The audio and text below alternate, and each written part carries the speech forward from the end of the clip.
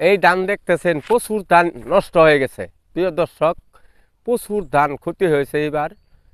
তাই বলে ঘাবড়ানো যাবে না, কৃষক হাল ছেড়ে দিবে না। কৃষকের প্রচুর ক্ষতি হয়েছে, এই কারেন্ট পোহা এবং ভাইরাসে ধান ক্ষতি হয়ে ধ্বংস হয়ে গেছে। হ্যাঁ, কিন্তু তাই বলে হাল ছাড়া দেওয়া হবে না। সৃষ্টিকর্তা মালিক একজন, রহমত করবেই। মালিকের উপর ভরসা করুন, মালিকের আবাদত করুন, সত্য পথে চলুন, সুপথে চলুন, সত্যভাবে উজগার করুন। একদিন না একদিন আপনি সফল হবেন। আপনার উপর আল্লাহ রহমত করবেই, আল্লাহ রহমত করবেই। কারণ আল্লাহ সৎ, নীতিবান, আদর্শবান ব্যক্তিকে আল্লাহ সেকেন্ডে সেকেন্ডে সেকেন্ডে সেকেন্ডে পরীক্ষা নেয়, পরীক্ষা নিয়ে পরীক্ষা করে।